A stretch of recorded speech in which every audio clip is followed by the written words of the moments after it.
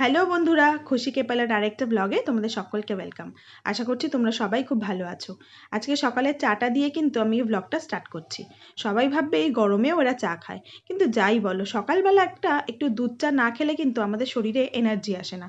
তো এই চাটা খেয়েই কিন্তু আমাদের সকালের সব কাজকর্মগুলো আমরা শুরু করি। তারপরে ধরো টিফিন করতে করতে প্রায় 10টা সাড়ে 10টা বেজেই যায়।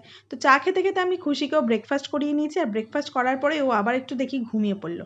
তো ও যতক্ষণ ঘুমাচ্ছে আমি আমাদের এই শোকেসটা একটু পরিষ্কার করে নিচ্ছি, কারণ আমরা রোজকার এই জিনিসগুলোকে যখন ব্যবহার করি তারপরেই যেখানে জিনিস সেখানে আর রাখা হয় না, যেমন তেমন করে রেখে দিই। তো আজকে ভাবলাম খুব বাজে দেখাচ্ছে, তো ভাবলাম সময় যখন আছে তাহলে এই শোকেসটা একটু আমি পরিষ্কার করে দিই। সব কিছু নামিয়ে পরিষ্কার করা যাবে না, কারণ খুশি যদি ঘুম থেকে উঠে পড়ে তাহলে আমাকে আর কোনো কাজই করতে দেবে না।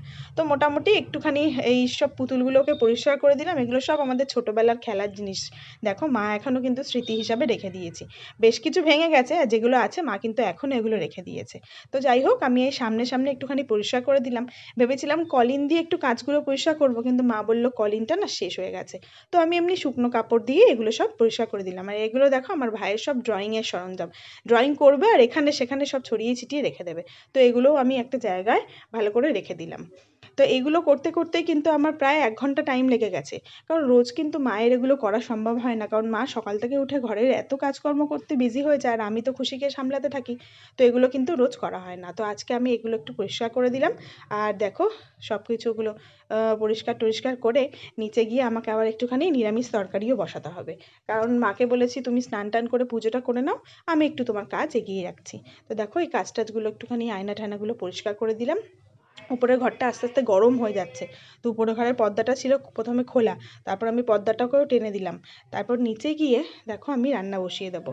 খুব খিদেও পেয়ে গেছিলো, ভাবলাম একটা তরকারি বসিয়ে দিই, তারপর নিচে কিছু খেয়ে নেব। ভাবলাম কি করি, মা বললো ভেন্ডি আলু বেগুন দিয়ে একটা নিরামিষ সবজি করন, কারণ আমার ঠাকুমা আছে। ঠাকুমা যেহেতু নিরামিষ সবজি খায়, তা আগে নিরামিষ সবজি করে নেওয়ার পরেই কিন্তু আমরা মাছ মাংস ডিম যা থাকে সেটা করি। তো দেখো এখানে বেগুন ভেজে নিয়েছি, তারপর আলুগুলোকে একটুখানি পাঁচফোড়ন দিয়ে ভেজে নিয়ে ভেন্ডিটাকে এখানে দিয়ে দিলাম। কেটে রেখেছি একটু টমেটো আর আদা বাটা। খুব একটা কিছু লাগে না, এই একটুখানি হলুদ, জিরে গুঁড়ো, ধনে গুঁড়ো, নুন, টমেটো আদা বাটা দিয়ে মাখিয়ে মাখা মাখা হয়ে গেলেই একটু জল দিয়ে বেগুনগুলো দিয়ে কিন্তু নামিয়ে নেব। একটু বেশি পরিমাণে টমেটো দিলাম, তরকারিটা একটু টেস্টি হবে। তো এগুলো রান্না করতে করতে কিন্তু খুশি মাঝখানে উঠে পড়েছিল। তো ভাই একটু খুশিকে সামলাচ্ছিল। ততক্ষণে আমি এই রান্নাটা সেরে নিয়ে আবার খুশির জন্য আমাকে মাছের ঝোলটাও করতে হবে। তো দেখো আমার মশলাটা প্রায় ভাজা ভাজা হয়েই এসেছে। এবার এর মধ্যে 2টো কাঁচা লঙ্কা দিয়ে দিলাম, কারণ আমরা খুব একটা বেশি ঝাল খাই না। আর অল্প একটু জল দিয়ে একটু কষিয়ে নেব। তারপর কষানো হয়ে গেলে একদম একটুখানি জল দিয়ে দিলাম, মাখা মাখা যাতে হয়। সেটা হলেই একটু ফুটলে বেগুনটা দিয়েই নামিয়ে নেব।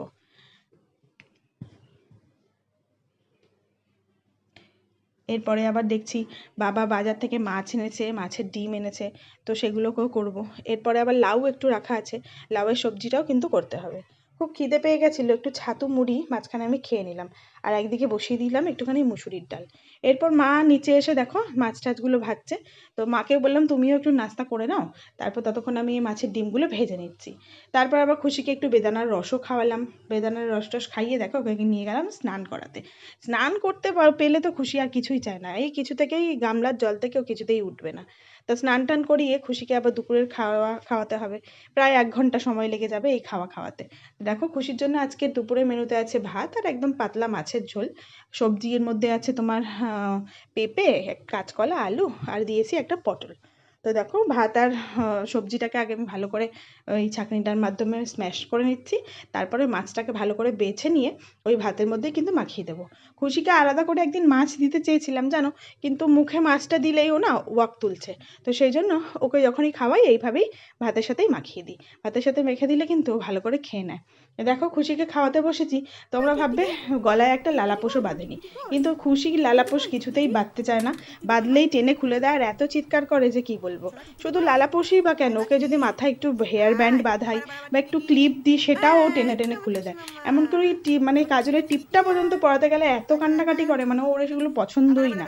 জামা কাপড়টাও পর্যন্ত পরাতে দেবে না জানো, এত কান্নাকাটি করবে। ওকে নিয়ে তো আমাদের এই গরমে আরো শোচনীয় অবস্থা। তো যাই হোক, এইভাবেই খাওয়াতে খাওয়াতে প্রায় 1 ঘন্টা সময় লেগে গেল। তারপর আমরাও খেয়ে নিলাম।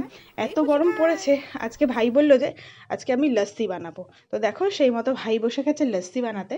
তো আজকে আমাদের বাড়িতে তো বেশিরভাগ সময় মা দই বসায়, তো সেই দই দিয়ে ভাই বানিয়ে নিচ্ছে একটুখানি লস্যি, আর নিয়ে এসছে একটা রোজ সিরাপ। আমার রোজ লস্যিটা না খেতে খুব একটা ভালো লাগে না, কিন্তু ভাই যেহেতু নিয়ে এসেছে, ভাই বললো দেখ না আমি যেমন বানাচ্ছি খেতে ভালো লাগবে। তো দেখো সেই মতো বানিয়ে ফেলেছে। আর দিয়েছিল এর মধ্যে চিনি আর অল্প পরিমাণে বিট লবণ। দেখো তার মধ্যে দিয়ে দিয়েছে 2 কুচি করে বরফ।